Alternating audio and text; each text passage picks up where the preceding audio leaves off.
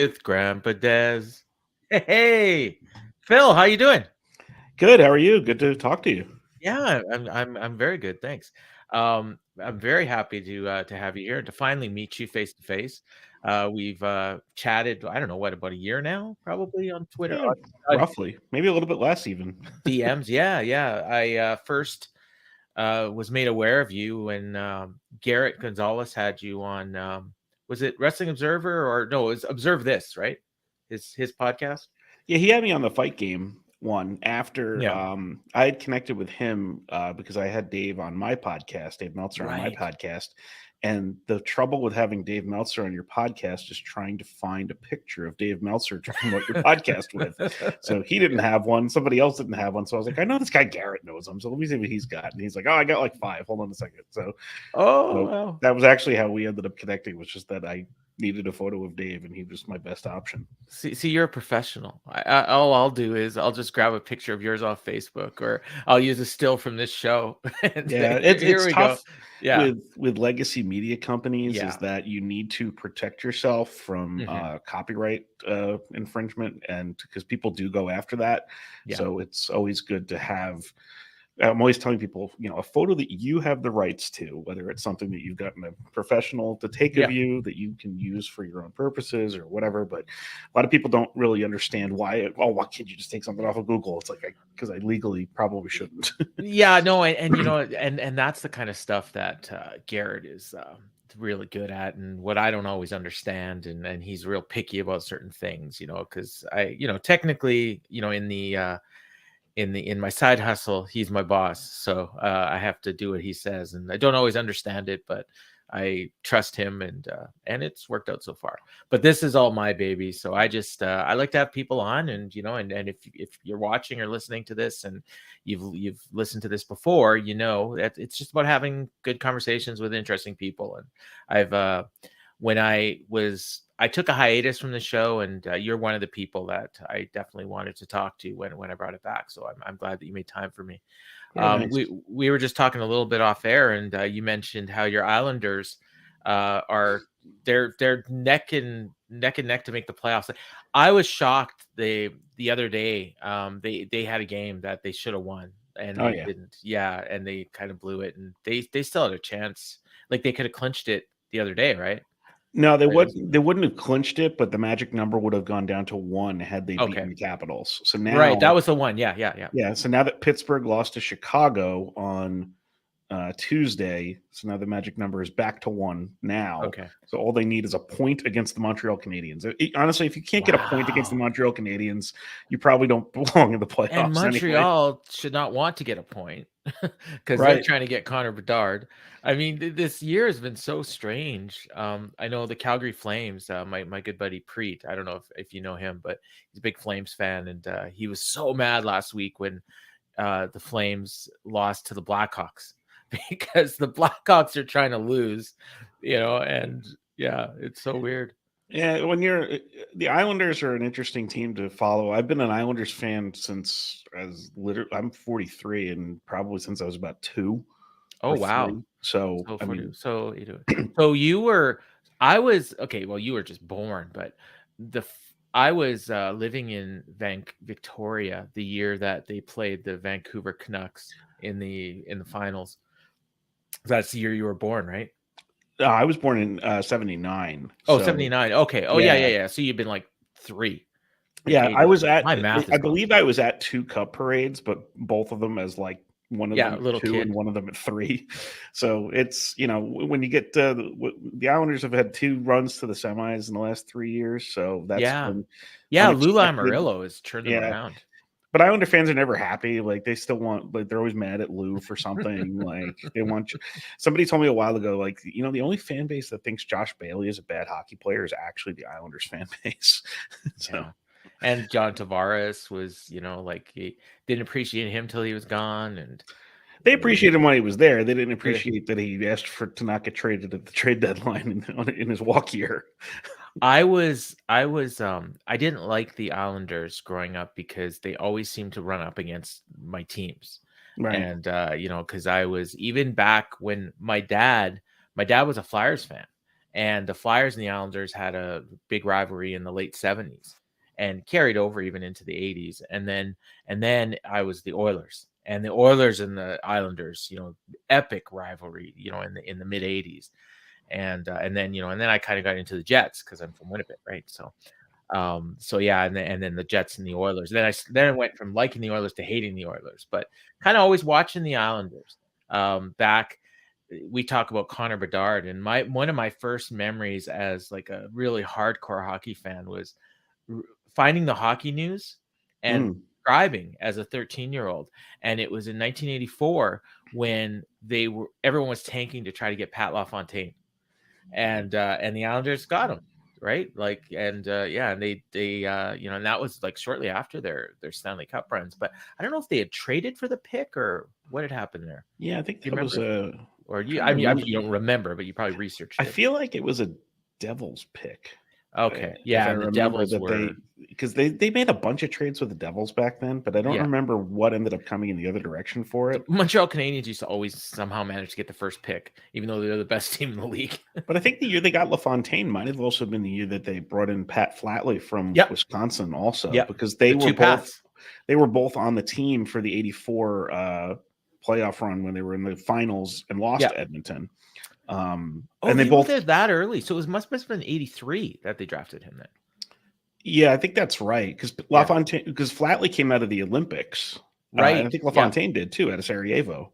Yeah, different teams though, because LaFontaine right. played for Canada and Flatley for the U.S. LaFontaine did never have to change his license plate for his entire career though, because he played for all three New York State-based teams. That's crazy. All three. Oh yeah, Buffalo, New York, and New York. It's funny Marty Biron might have that distinction too. I don't think he ever played anywhere else.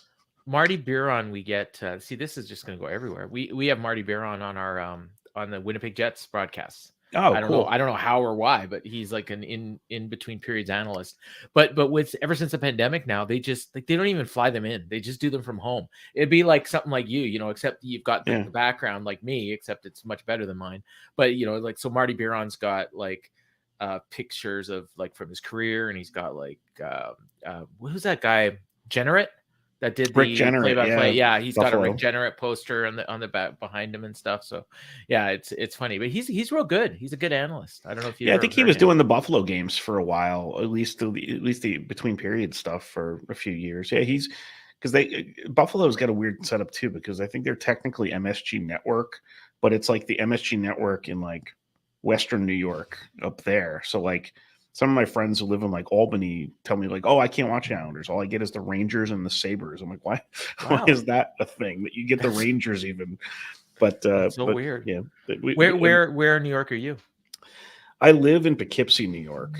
Okay. And okay. This second, I'm actually in Middletown, New York, because this is the office that I chose to do this in today. But and you're and that's for New But I'm from Long Island. So oh wow, okay. So Poughkeepsie is how far from like Long Island is that, for instance, or from like it's New York? Probably about 90 minutes north of New York City if I had a okay yeah, so it's like suburban, because I think I went through Poughkeepsie when we traveled a couple years back, whatever year it was that Robin Williams died, because I remember I was in New York when Robin Williams died, but we had driven from Winnipeg. We did like a long road trip. So Winnipeg to Chicago to Toronto, and then Toronto to New York. And when we went Toronto to New York, we went through upstate New York. And that's where we went through all the different, like I'd heard of all these towns and I'd never actually seen them. And I had no like idea where they were in relation. And it was fascinating to me driving through and seeing all this and realizing this is New York. Like, and it's really like, it's like anywhere else, except when you get to New York, you're in a different world. Yeah, and I didn't know all the Poughkeepsie stuff either until I started. I moved there for work, right? And then learned about it because I was working at the Poughkeepsie Journal for 13 years. So you better know about it. But I never knew all the years growing up watching the WWF that was where like literally everything happened on TV for two different eras for both like Superstars of Wrestling in the 80s and then Monday Night Raw. Yeah. They were always either at the Manhattan Center or the now former Mid-Hudson Civic Center. It has a new name now. But Yeah, the Mid It's Hudson Civic Center. Wow. Yeah, all the WWF Superstars or Challenge or whatever shows you watched on Saturday morning. it's just a perfect building for a Yeah. TV wrestling broadcast. Yeah. Like Was it's it not like too 4,500 or something? less. It's probably about 3,000 total, Okay. I think. Okay. But it's got those bleachers. All you see Yeah. on the shot is the bleachers. So Yeah. So it looks like it's just packed and people are like just can't wait for their wrestling, and they're like on top of each other, like as Gorilla would put it, right? yeah, You but it's know. really just bleachers on one side, and then the other three sides are all just ringside. Oh wow. So And it just there's a stage. Where they're shooting from is a stage, and sometimes they're seating on the stage too, depending on how in so demand the oh event yeah, is. so you know what? The I don't know if you've ever been to the Performance Center, but Nope. the NXT building is like a mini version of that. Like Interesting. so when Emily and I went in January, we were on the side where the cameras were, and there's the front row, and then there's nothing. Like there's nothing behind us, and so like on the side that you don't see on TV, there's nothing there. So it But looks way yeah, bigger than it is. the Like interesting thing it's about that stage, tiny. the It's stage tiny. at the Civic Center is that that's also where like Vince and Jesse and Bruno would be Okay. up on the stage, and it's also where they put Piper's Pit was on the stage Oh, too. so when you're in the crowd, you could see them. Right. So, like years ago, Piper was doing a signing in Poughkeepsie that I attended, and I interviewed him. I can't remember if I interviewed him before or after that, but somebody brought in the actual Piper's Pit sign from the Mid Hudson Civic Center and asked him to sign it. And he was like, "Where on earth did you find this?" And Yeah. they were like, "Well, I knew somebody that worked at the Civic Center. It was left there when you guys stopped running shows, so I grabbed it. Nobody was going to come back for it. Wow. So years later, he signed the thing, and he's like, "It can't. It's like the whole crest and everything, But that I building wonder has who so else he much got to. wrestling history. I wonder who else he got to sign that thing. Like, hopefully, he got a lot of those names. Yeah, I have a picture of him signing it somewhere because I'd Oh snapped yeah. it when I saw that it was happening. Yeah. But Yeah. yeah, that building has it's a really great building to watch. I'm actually going to a card there on Saturday at For the which Civic Center. which company? Northeast Wrestling. Oh yeah, yeah. So You've talked about them a lot. yeah, so it's a lot of AEW talent too on that card. That's they're one of the more successful ones, right? Like they're the ones that'll do Yeah, like 3,500. Like sometimes, like they have Matt like Hardy was doing yeah, he's shows. on the card this weekend. Yeah. I think he's wrestling Enzo actually. They have like 3 different types of shows that they do. Like you have the Civic Center level of like 2,500, 3,000, whatever, and they usually sell really well. They also have a baseball stadium tour that they do in the summer for a lot of the minor league stadiums in the Northeast that usually sells pretty well. That was the one. Kevin Owens's last indie match was at Dutchess Stadium, which is like literally 30 minutes from me, against Jerry Lawler, and that was on the same card as the Hardys and the Bucks for Northeast. But then Northeast also has a monthly show that they do in a town hall in Connecticut that they call the NEW Arena, but it's just this nice little intimate 100-seat venue, and I've seen Cody there. I saw Cody versus Dijak in this little town hall in the Oh middle of nowhere in wow. Connecticut. It's just like it's like if you're ever in like the Northeast, it's not the easiest place in the world to find sometimes, but it's a really cool atmosphere for just a nice, fun day of like non-televised wrestling.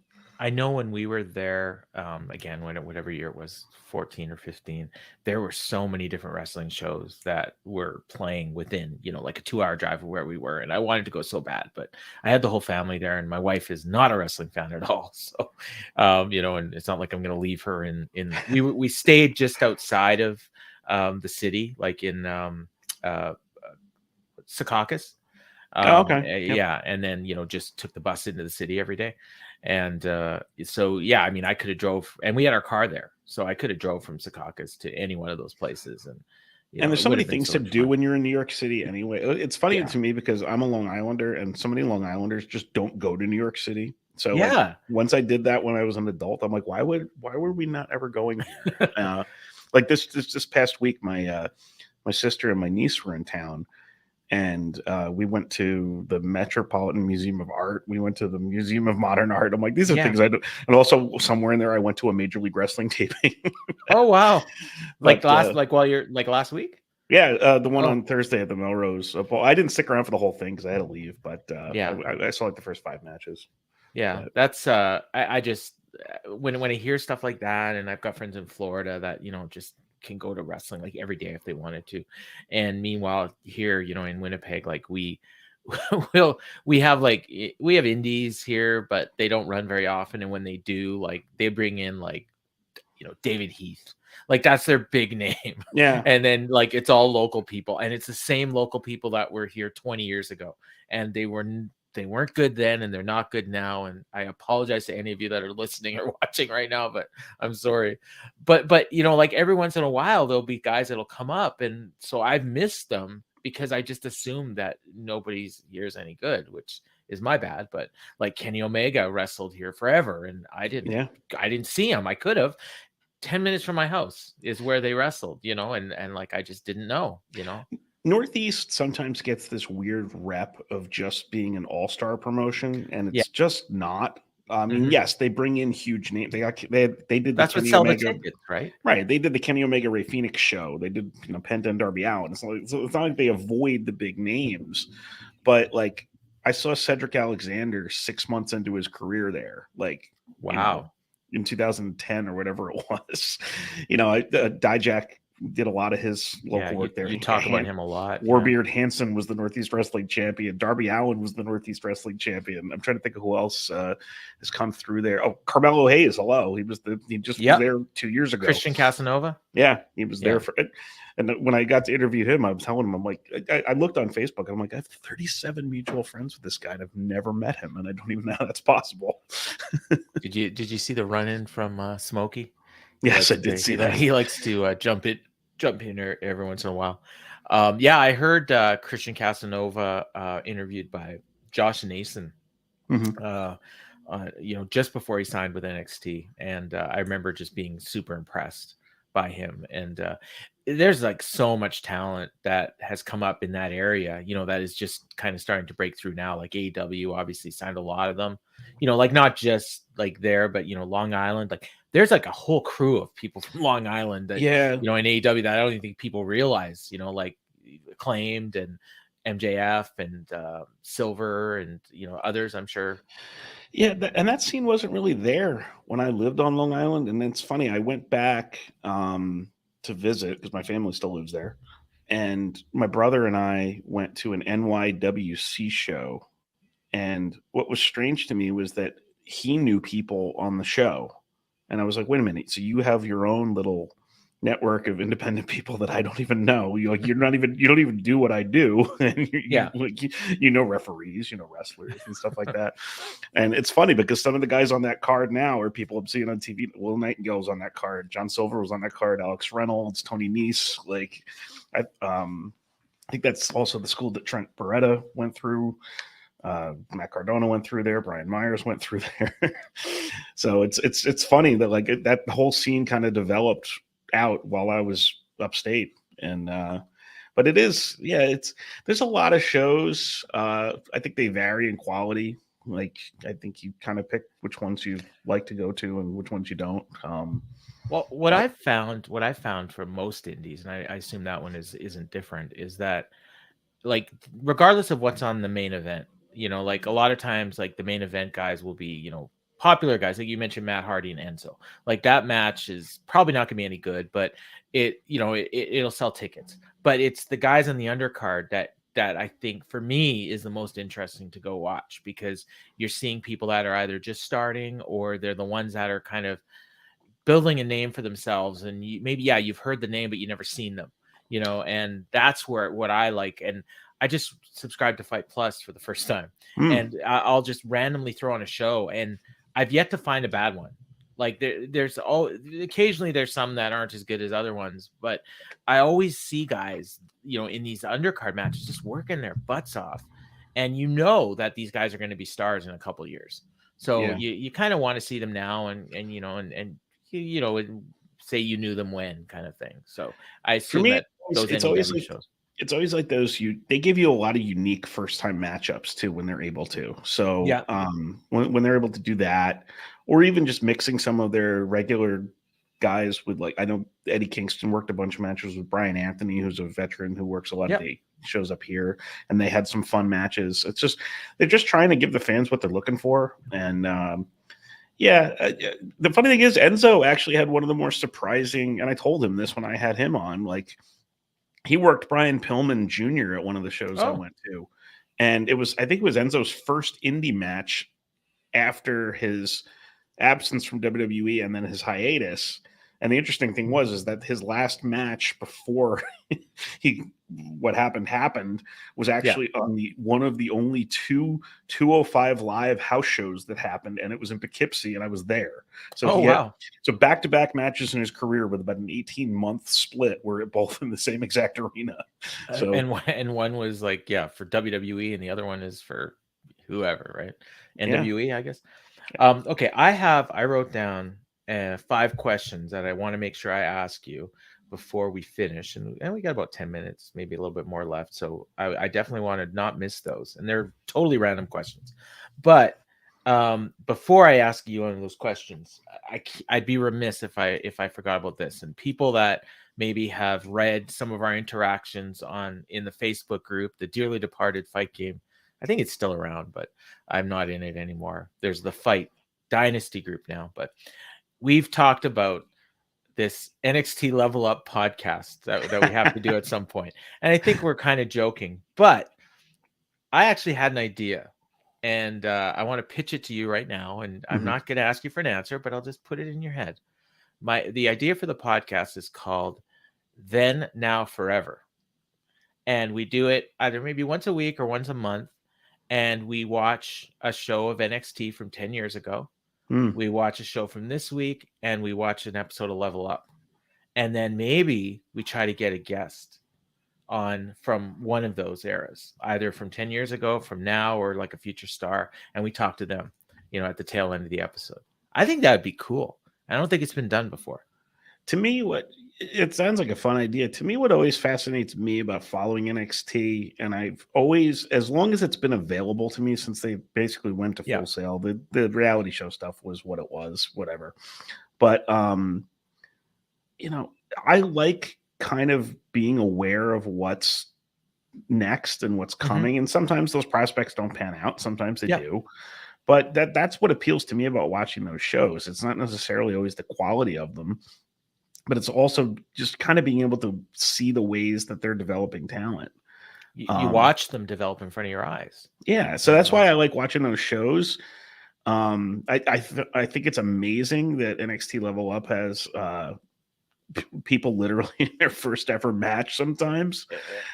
And so and I would say, the way you see them develop, I like a guy like a Miles Bourne, for instance. I watched the first time I saw him, it was like, okay, there's something there, but I don't know. Then you see him do a promo, and you're like, ooh, hey, he's got the hearing disability, so that's gonna hurt him a little bit, but they can work around it. And then you watch them get better, and you even watch them get better with the promos and develop a personality. And I don't know what's ever going to become of him, but I've seen him progress. And then somebody like a Sol Ruca, you see that finisher that she did, that just blew up the internet for a week or two. And then now she's on the NXT, and I think in a couple of years she'll be on pay-per-views.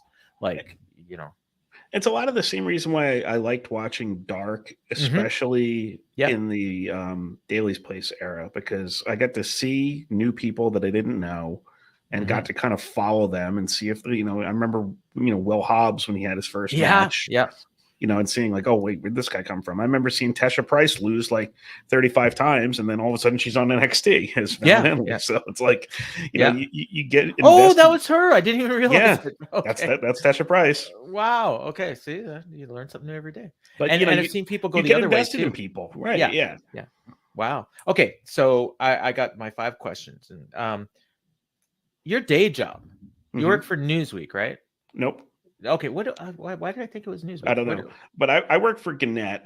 So technically it's USA Today Network. So also my podcast is done through them, through USA Today Sports Media Group and MMA Junkie. But my actual job is I'm an editor. So, I was a sports writer for 10 years. I'm currently actually in charge of digital and print planning for all of Gannett's New York State properties. Nice. So the podcast is what I in my brain it sounds like for you, like it's part of your job, but it's more of like a labor of love. Like you Yeah. do it because you love it. And I'm sure it helps like with that platform. It's promotion for the people that you have on. It's fun for you to do. It gets your name out there and and all that stuff. It gets people watching and listening to you that probably wouldn't normally do that. Yeah, I always wanted to do it. I had a blog for a very long time that I actually don't even know if it's even archived anywhere anymore, but because the systems change so fast. But just Yeah. it was something I always wanted to get involved in. Didn't really know how to do it, and then just figured I'd offer it up to work because it's like, all right, well, I work here anyway. You might as I'll give you the right of Yeah. first refusal to if you want to do it.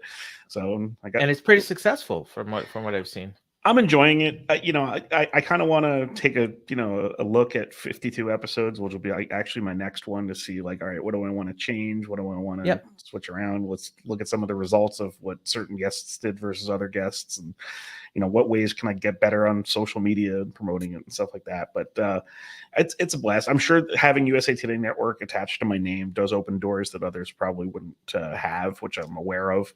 But it's a constant.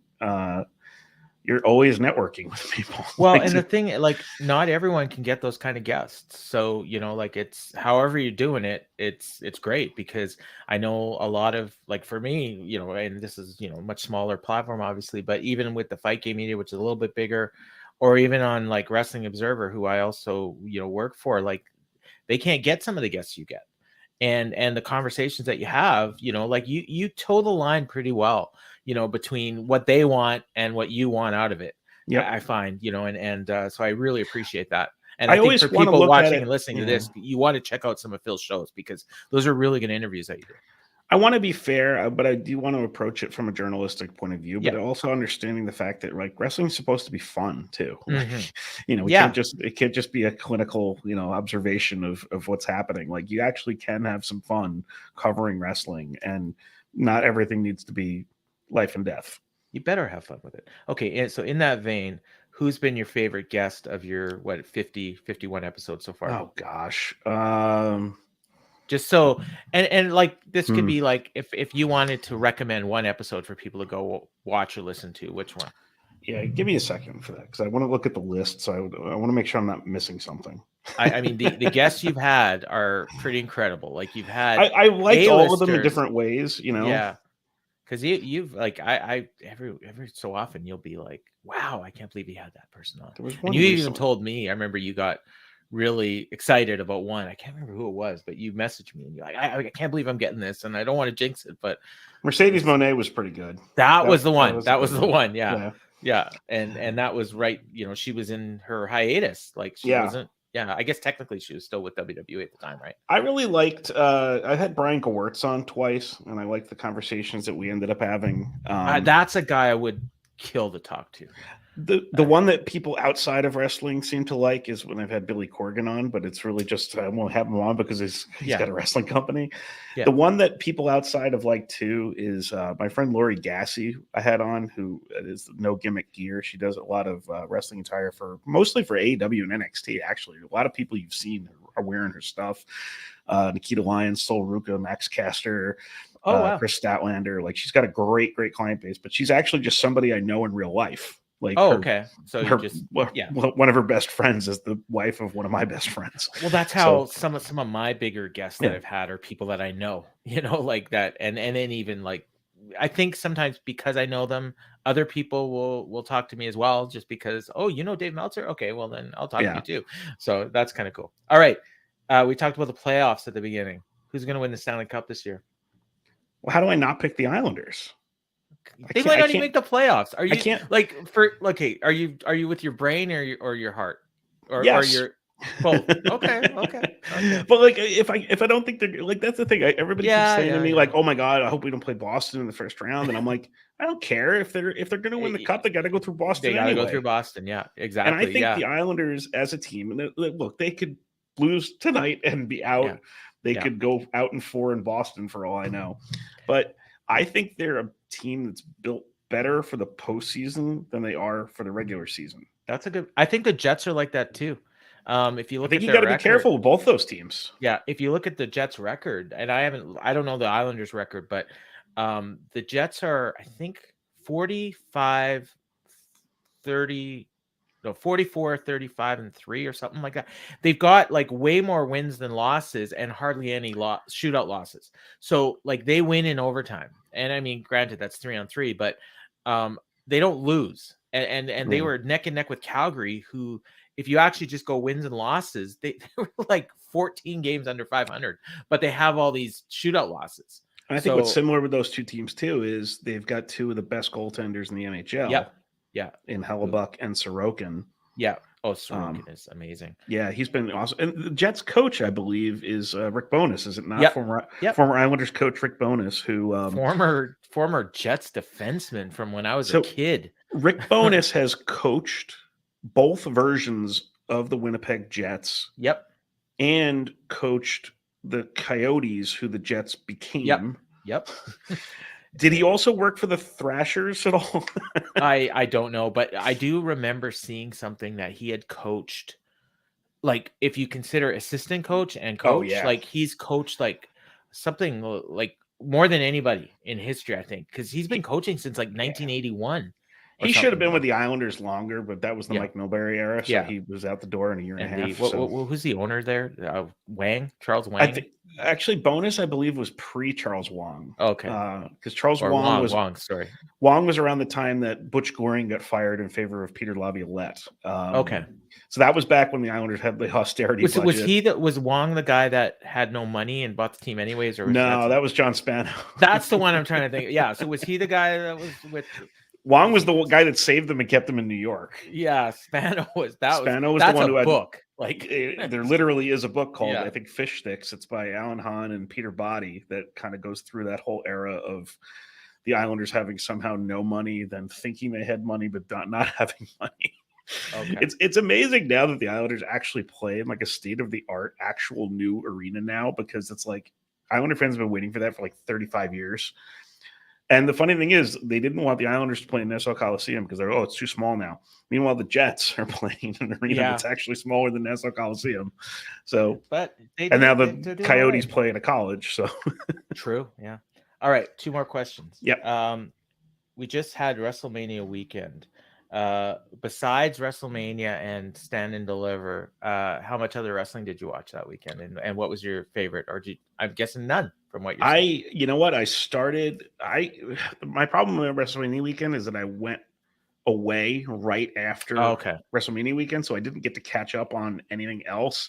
I have Ring of Honor that I'm working on, but so you're making your way through it. Yeah. I actually haven't even watched I didn't watch last week's AEW yet, and that was on Long Island. So you could skip it. Yeah, I'd like to watch it because I know. Yeah, I know. I'm just saying, like, it wasn't the greatest episode. I was gonna go, but then when my sister flew in, I was like, I can't. Just listen to my podcast with Jeff Hawkins, and we'll fill you right in, and you can save the money. I'm the type of person that will go back and watch everything, but it just might take me a while. I'm the same. Like when I go on holidays, I keep everything on the PVR, and then I come back and I watch it. All right, last question. So you got your Under the Ring podcast that you can see there, Under the Ring. Who's your dream guest?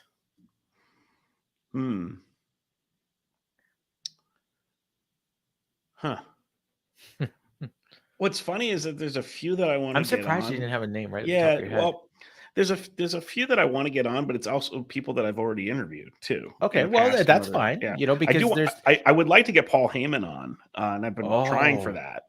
I have actually interviewed him twice before and met him once. I think you guys could have like a great conversation, and like probably like 60% of it wouldn't even be wrestling.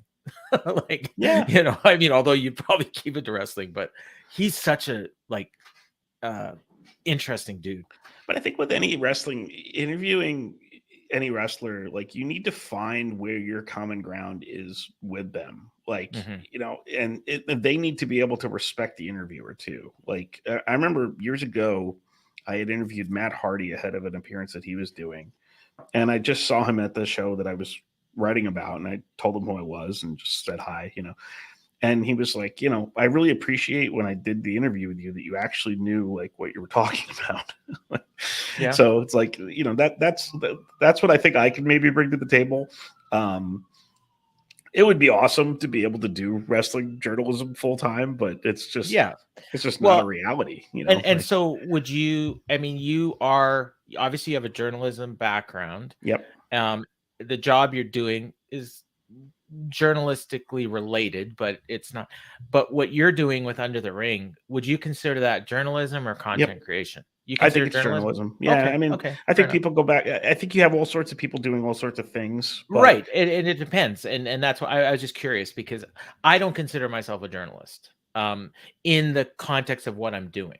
yeah, But everyone considers themselves differently, and you approach what you're doing differently based on what you want to be presented as, I think. the idea and even like the name of Under the Ring when I conceived it like 15, 16 years ago, whatever it was now, but like was mostly just because I wanted to kind of like do a journalistic take on pro wrestling. And we were going to go under the ring a little bit, Yeah, like yeah, maybe yeah, yeah. like, have I done any investigations? No, but like, the way that I'm always going to approach it is, with journalistic slant. It's Mhm. I'm not gonna accept an interview from somebody if they're gonna make me tell them, script everything out before it's happening, or conditions that I don't agree to.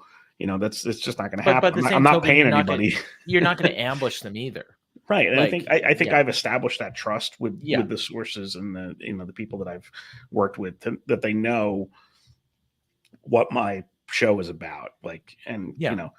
but It's like I if you mean, have even Tony Khan on, you're not gonna ask him about CM Punk because he's not gonna answer, and like, but then you may decide, okay, I'm not going to have Tony Khan on because he's not going to answer any questions about CM yeah, Punk. it's kind of like, So I think I might even mention this to you at the time, but right yeah, around the time the Vince McMahon allegations started yeah, coming out last summer, I think I had Damian Priest on that week, yeah. and You're not somebody going on to ask him about Vince. right, Like, somebody on Twitter was like, yeah, any journalist who has any WWE talent on this week is not worth anything if they don't ask any questions about Vince McMahon. It's like, well, okay, well, what position? When you're a journalist, you need to understand the source that you're interviewing. Are they in a position to have actual knowledge of what's happening? In the case of Damian Priest, I was like, well, no, he's not. Did I have a conversation with WWE that referenced what was going on? I might have brought it up, but I'm not gonna. That was the reason why I had Dave on, because I like, yeah. essentially it was like, well, I want to cover this, but Mhm. I'm not going to cover it by ambushing a Yeah. WWE wrestler who has nothing to do with it. And honestly, you're going to get more interesting information from Dave than you would get from one of those people, anyways. Yeah, He the key to probably wrestling knows more than journalism Damian Priest, honestly. the key to wrestling journalism, I've seen a lot of people fighting around about like all sources and this and that, and how like, the companies plant stories, which by the way is not true, for at least from my dealing with them, and I've been dealing with all of them for a long time. um it's, you keep an arm's length, like you have Mhm. good contact with them and they know how to get in touch with you, that you know how to get in touch with them. But it's not like, it's not an adversarial relationship unless you turn it into one. Yeah. Like, No, exactly. they Yeah. know what you're there for, and you know what they're there for. And And as long as there's trust on both sides, then you can yeah, work to each other's benefit. yeah, Yeah. All right. Well, let's wrap it up there. You went a little long. I appreciate your time, and I definitely want to have you on again. And next time, there were things that I wanted to talk to you about that I didn't even get to, but they were nice. just like they didn't even have to do with wrestling or hockey or anything. It's just like we'll go into more personal stuff. So maybe next time, and we'll talk about this NXT podcast thing. So uh Phil, check out Under the Ring podcast. I'm sure you can just Google Under the Ring Phil Strum. You'll find it, and tons of great interviews. Oh, I was gonna say, my dream guest for you to interview, Shawn Mhm. Michaels. That's who I want. I was actually working on that one too. Okay, well, if you get Shawn Michaels, I will be the first one to listen, and I'll And I pump the have hell out of it. interviewed him before also. Okay, So, but for now, to yeah. have him now, especially at this time, yeah, I would love to hear that and see that. So, all right. So for Phil, I've been Grandpa Dez, and this has been